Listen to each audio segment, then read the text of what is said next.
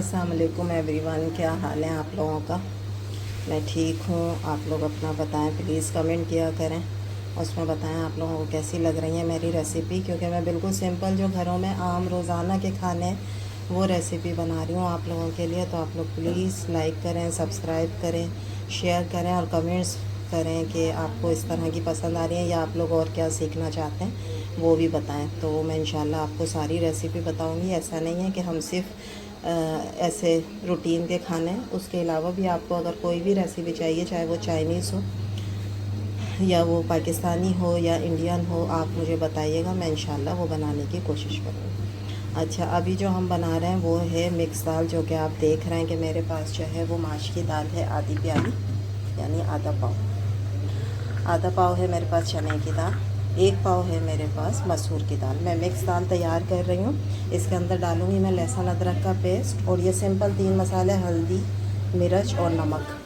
अच्छा, फिर हम इसको बनाएंगे कुकर में। जब हम कुकर में बनाएंगे फिर आप इंशाल्लाह देखेंगे, ये एक तो ये मज़े की हो जाएगी, दूसरा ये कि जब ये कुकर में बनती है ना तो इसमें लेस बहुत अच्छा आ जाता है दालों में, तो ये बिल्कुल हलीम जैसी हो जाएगी जब आप खाएंगे। कुछ लोग हलीम कहते हैं, कुछ दलीम कहते हैं, तो ये आप देखेंगे बिल्कुल वही फ्लेवर हो जाएगा। उसके बाद हम इसका तड़का तैयार करेंगे और तड़का हम इसको देंगे प्याज का, साबुत लाल मिर्च का और ज़ीरे का। उसके बाद फिर हम इस पर हरा मसाला डालेंगे, हरा धनिया और हरी मिर्च।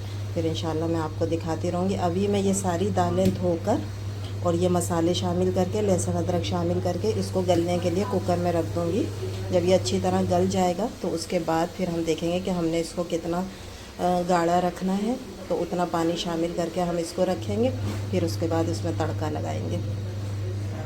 ये मैंने दालें धोकर इसमें डाल दिया पानी डाल के, और जो मेरे पास मसाले थे, हल्दी, लाल मिर्च और नमक, वो मैंने डाल दिया, और लहसुन अदरक का पेस्ट डाल दिया 1 खाने का चम्मच। अब ये मैं कुकर इसका बंद कर दूँगी और इसको गलने तक पकाऊँगी अच्छी तरीके से। इस दाल के साथ मैं बना रही हूँ, खुश्का उबाल रही हूँ चावल का। अब आप देख रहे होंगे चावल में इतना पानी रख दिया, तो मैं इसको पसाऊँगी। जिस तरह से आप जर्दे के चावल को उबालने के बाद पसा देते हैं, उससे बहुत फ़ायदा होता है। एक तो ये कि चावल आपको नुकसान नहीं देता, दूसरे जो अक्सर लोग जो हैं उनको डॉक्टर मना कर देते हैं चावल, ये चावल जो होता है पसा हुआ चावल, ये हर कोई खा सकता है। तो इसमें जब जोश आ जाएगा, चावल गल जाएगा, तो मैं फिर इसको निथाड़ दूँगी पानी को, और फिर उसके बाद इसमें इसको दम पे लगा दूँगी। तो फिर इसके अंदर इतनी वो नहीं होते मसले मसाइल चावल में जो लोगों को नुकसान देते हैं। तो इसलिए मैं हमेशा चावल जो है ना वो पसा के ही बनाती हूँ।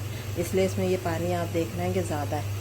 अगर हम ज़ीरे वाले चावल बनाते हैं, यानी भगरे हुए चावल बनाते हैं, तो ज़ाहिर पानी चावल के हिसाब से रखा जाता है।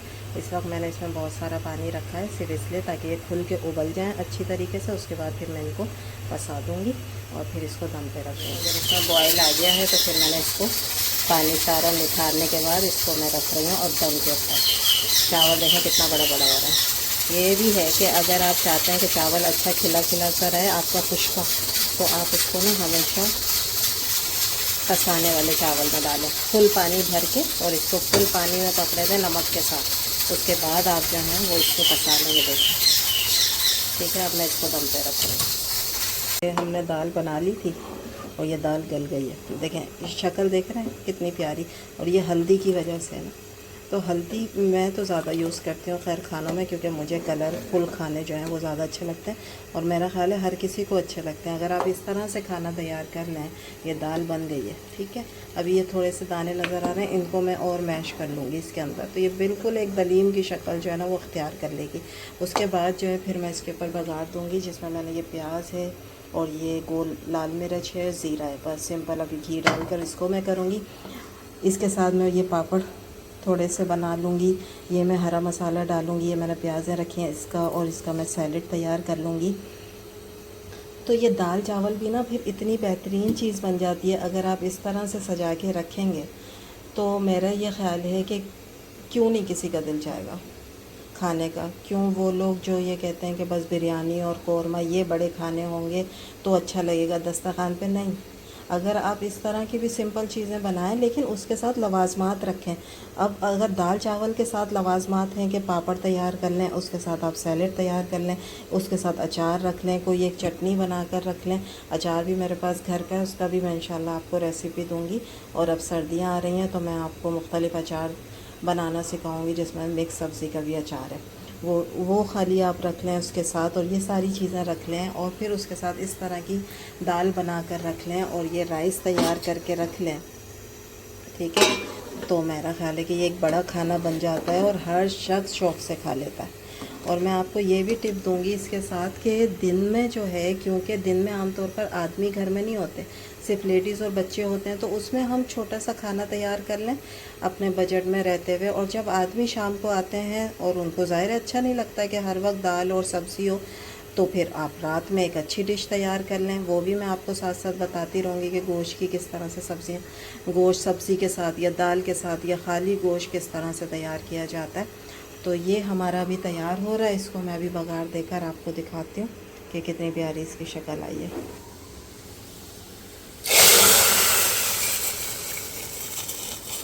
ये लग गया ज़बरदस्त सा बघार, थोड़ी सी लेकर मैं इसमें डालूँ। ये चावलों के साथ है ना, इसलिए मैंने इसको थोड़ा सा पतला रखा है दाल को। रोटी के साथ होती तो मैं फिर इसको थोड़ा सा और पका लेती, गाढ़ा करके। उसके बाद मैं डाल रही हूँ इसमें हरा मसाला। ये देखें माशाल्लाह माशाल्लाह क्या लुक आई है इसकी, ज़बरदस्त हलीम लग रहा है, और फ्लेवर में भी हलीम जैसा ही है। और देखना कितने सिंपल हमने मसाले डाले हैं, उसके साथ ये तैयार हो गया। बात ये होती है कि उसकी शक्ल अच्छी आनी चाहिए, शक्ल अच्छी होगी तो आपका दिल चाहेगा खाने का। अब इसके साथ आपने चावल बनाए हैं, और आप पापड़ तलेंगे, सैलेड बनाएंगे, और अचार या कोई चटनी वो भी रख लें। तो मेरा नहीं ख्याल